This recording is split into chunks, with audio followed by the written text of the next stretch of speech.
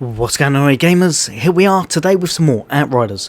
What I'm going to do is I'm going to go through a short guide just explaining some of the actual principles of the game, some of the ways in which you can stay up and kind of not fall over all the time, and how it's easier than you think just by changing a few attributes and by picking up a few skill nodes and such, and making sure that you have a build that will actually survive those encounters for the late game stages, such as CT 14s and 15 expeditions.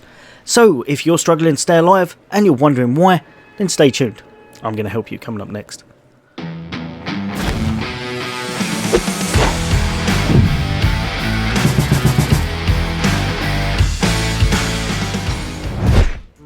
Welcome back all you guys and girls. As always, for all things gaming, for all things Xbox, and of course a lot more Outriders on the way, then why not hit that subscribe and bell icon. But for today you're here to find out what it is and why it is that you keep falling over. Now, one thing to note, currently while I'm making this video, they have still got an issue where you're not mitigation as you should, and in some cases actually zero. So if that is happening to you, there is one workaround that seems to be working at the moment, and that is if you go to your armor, basically taking everything off and pretty much reapplying it, so the old turn it off, turn it back on again trick, kind of, that seems to be working in most cases. Just up here, all of the armor you've got, it pretty much seems to be negated, as there's a bug in the game where things can kind of one-shot you for absolutely no reason. So if you feel like you're dying and it's not because your build isn't perfect or because something's happening very strange, maybe try that. Take it off, put it back on again, see how you get on. But for today, I'm here to show you some things that will really help you, and a lot of it is just understanding your build. So if we press the right trigger to open our stats menu on Xbox at least, if not it'll be down bottom left whatever you're on for PC or PlayStation. Just here, as you can see, is our player stats. Now the main thing, if you are falling over all the time, there's probably an issue with your defense. Honestly, there's a few things in this game that can really help you out. Mods, your skill tree, a lot of it is intertwined to make sure that you can actually stay afloat. The main thing I would say, because this game is time gated, once you start getting to those higher tiers, if you're trying to get gold, you may go the opposite way. So if you're too tanky, you may well make it so that you can't clear things to gold, or it'll just be much slower. So you've kind of got to find a little bit of balance. But the main thing you'll want to do will be to look at these bottom parts right here, your armor and your health parts. These two down the bottom will show you how your build's going, and will basically show you if you're going to survive these late game expeditions or if you're going to fall over. Just over here is your mitigation. Honestly, I would say at least 80% of time, maybe a little bit more, this is the main thing that keeps you alive. Physical damage reduction. So it's your general armor. The higher your armor is, the more physical damage reduction you get. Most of the things in this game revolve around physical damage. Getting punched, getting sideswiped, getting shot at, all physical damage. Basically anything that's not that will be classed as your resistance, and that's when you're taking damage from that skill damage. Say for example the big brood mother, I want to say, I always forget their name, the big baddie that puts the big blue AoE underneath you and like a massive alpha, that will be skill damage. If you have no resistance, you are going to fall over if you're standing in that for any amount of time. It will absolutely cut you in half. What you want to try and do is have enough armor to mitigate the physical damage, and like I said, that is where most of the damage comes from. Having high armor really helps you out. Just down here, like I said, resistance. I find for myself, I've been told I'm completely wrong, so take this kind of with a grain of salt. I find for myself 30% seems to be pretty much perfect. If you're completely standing in the effects at all times, you will still die, unless you have a really amazing build on.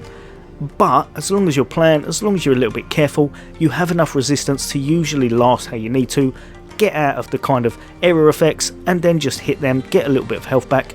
I find 30% pretty much bang on.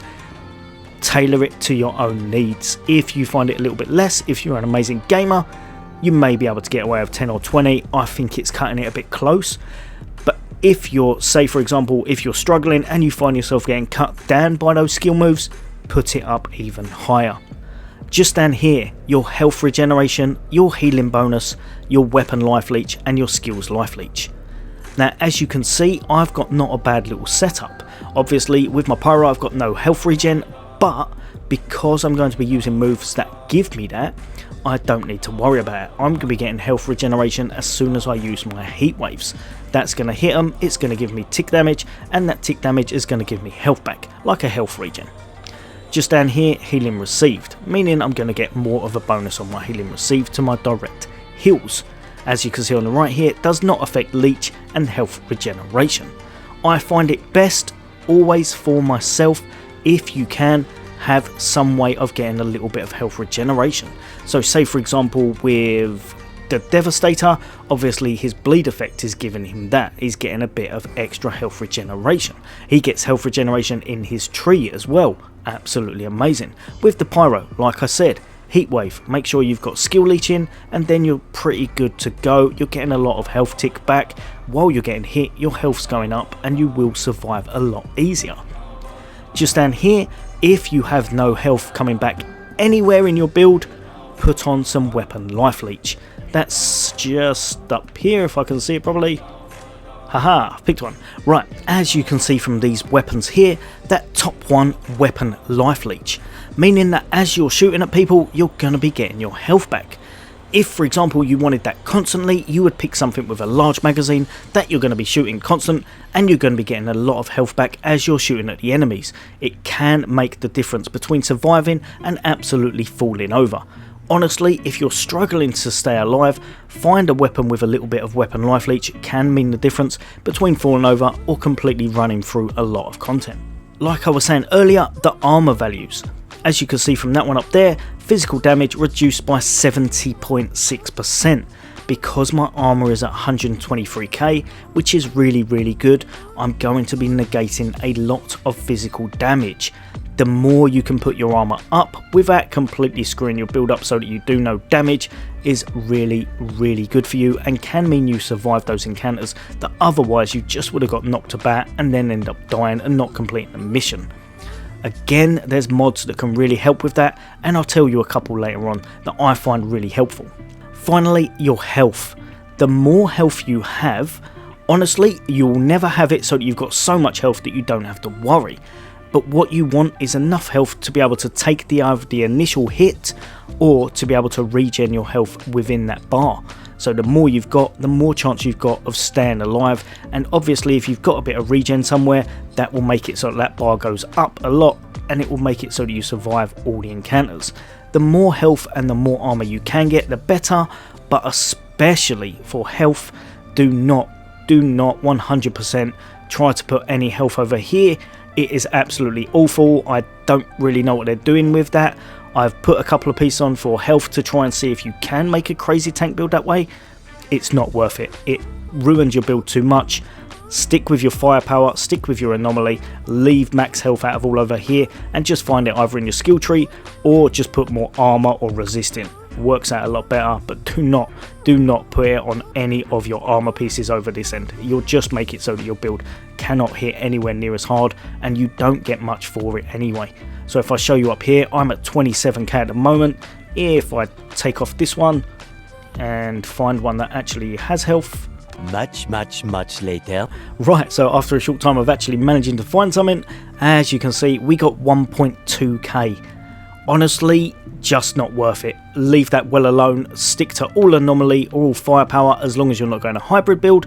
But either way, do not put health in here because it will just make it harder to kill stuff. It will make it harder to clear content and it won't help you anywhere near as much as you think.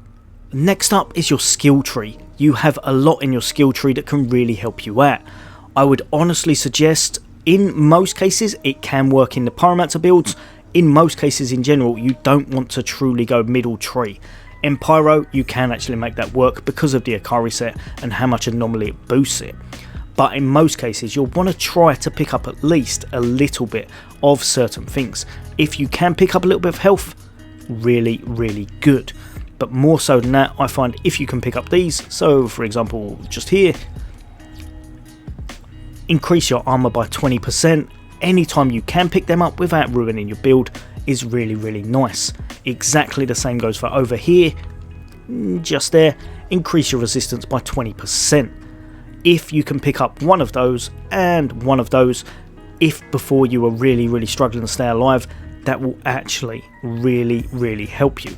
Now, I'm not saying this is the exact skill path you should use, mix and match it to your playstyle and what you really feel works, but honestly, in most builds, if you're struggling to stay alive, pick up an armor, pick up maybe 1 or 2 health, you don't have to, but I find picking up at least 1 resist almost essential in most times, because it's going to make it so that you just don't fall over to any of the skill moves.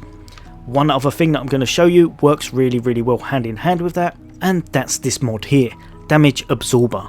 Increase your armor by 52,659 and resistance by 10%. Like I said, for myself, if you can put something like this on, because your armor goes up that much and because you picked up one of those in the skill tree and you've picked up a little bit of resist, I find most times it's going to help you survive. Obviously down to your playstyle, if you get completely caught out or you're not doing moves or you're not killing stuff, you may well still fall over. But honestly, for myself, I would say that is definitely the way to kind of make yourself stay alive a lot better. And don't forget skill leech. If you've got any skill leech, like over here, if you've got skill leech, it will mean that you're healed by a percentage of the damage caused by your skills. If you're doing more damage with your skills, if you're doing a lot of extra kind of insane damage from the Akari set or anything such as that, or if you've boosted it in your skill tree, it will work in your favour. And for anomaly builds, skill leech is absolutely amazing most times. If you can fit it in, anomaly power, skill leech and cooldown reduction are most times kind of the best easy to stay alive ways and work out really well in an abundance of anomaly skill builds. Right, well, you guys and girls, I hope that's helped you. So obviously if you're using firepower, skills life leech is not going to help that much. What you want to do is make sure you've got firepower leech. If you're using anomaly, skill leech is absolutely amazing. If you don't want to fall over, try to put a little bit of armor, have a tiny little bit of health if you can get it, but even so, even if you can't, make sure you have some resist somewhere and you should be pretty much golden.